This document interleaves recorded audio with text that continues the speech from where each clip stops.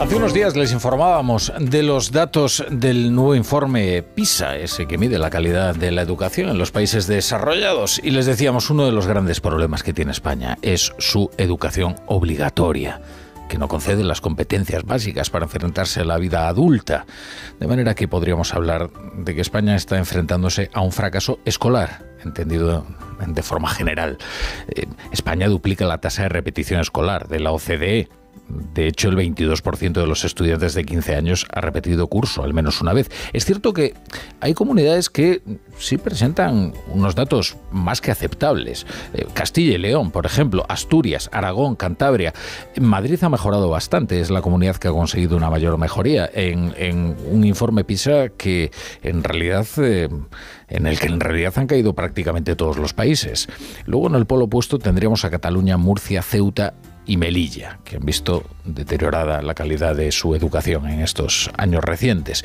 Bien, ante estos resultados, la verdad es que parece lógico que nos preguntemos qué es lo que está fallando para que nuestros alumnos tengan menos competencia, repitan más, estén más desmotivados, no manejen las herramientas básicas del aprendizaje, demuestren resultados tan pobres en la comprensión lectora, que es por donde todo empieza en la educación, y lo que es peor, para que hayamos entrado en una dinámica descendente y difícil de parar, y que luego además viene acompañada por un discurso de ya no resignación, de cierto triunfalismo en la política, que es verdad, eso es lo verdaderamente preocupante, que hay quien se cree que esto es para celebrar.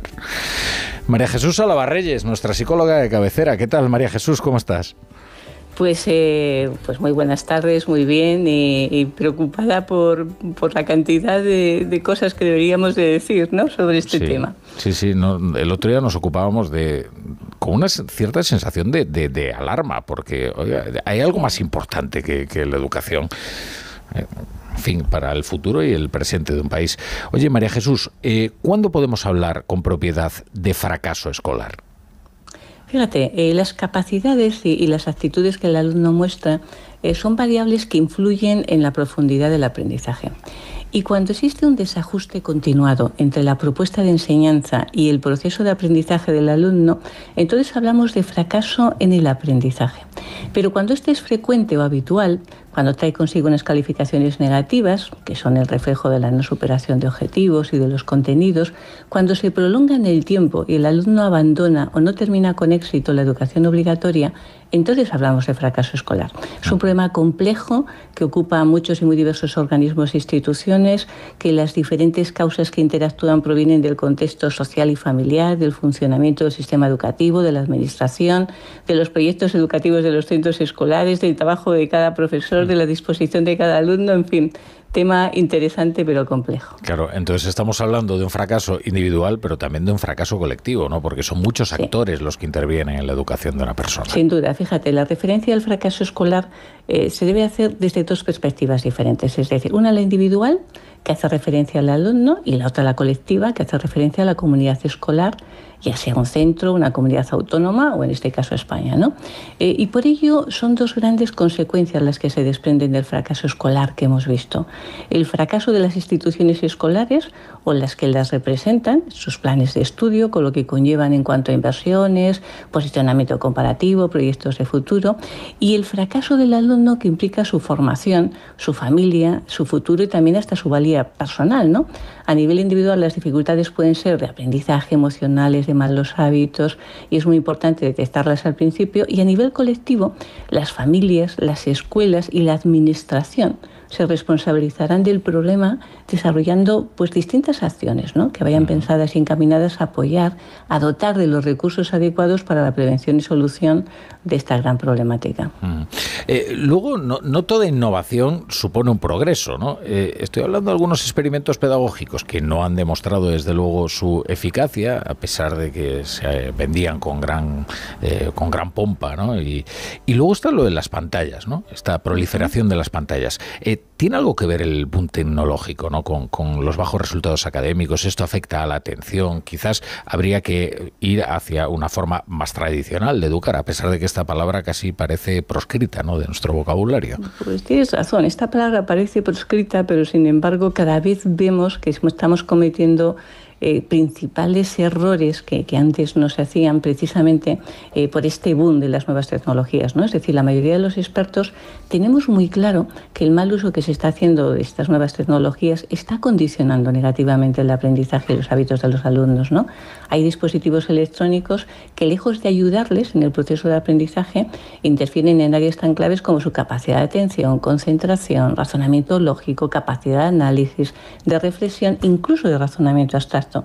Y observamos cada día cómo muchos alumnos analizan poco las cosas por sí mismos, repiten como autónomas y cómo todo lo visual se impone a lo analítico y a la capacidad de cuestionar lo que está haciendo, ¿no?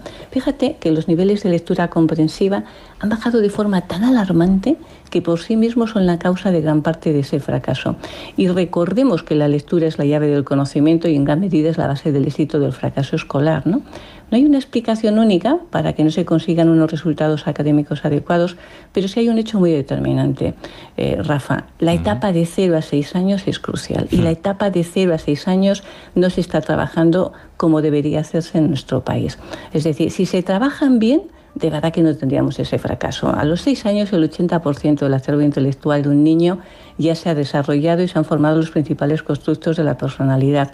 Alguna vez he contado un proyecto que hicimos con 842 niños a los que seguimos durante 14 años con una evaluación individual de cómo era cada niño, lo que necesitaba, cómo tenía que ser, el tipo de educación que necesitaba, y en esos 14 años de seguimiento ningún niño tuvo fracaso escolar.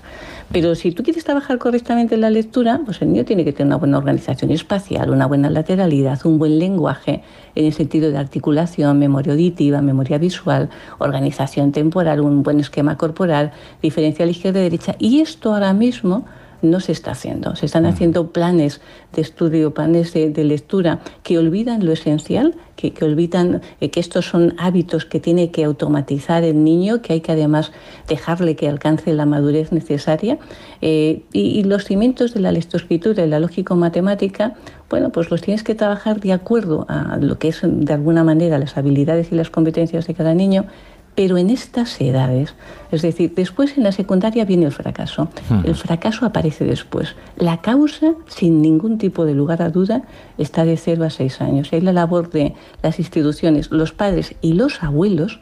Hemos visto, por ejemplo, que niños que están muy en contacto con los abuelos tienen unos niveles de lenguaje y de lectura infinitamente mejores. Fíjate qué curioso y nos tendría que hacer reflexionar. O sea que las familias pueden hacer mucho, ¿no? Por el éxito escolar de sus hijos, de sus nietos, como señalas, ¿no? Sin duda. Es decir, tienen que definir un proyecto educativo de manera consensuada entre ambos padres, con unos criterios, con unas actitudes y con unos valores. Tienen que saber elegir muy bien el centro escolar que necesita el niño, que a veces 2 hermanos pueden necesitar 2 centros escolares diferentes. Tienen que aceptar al hijo como es, con sus peculiaridades.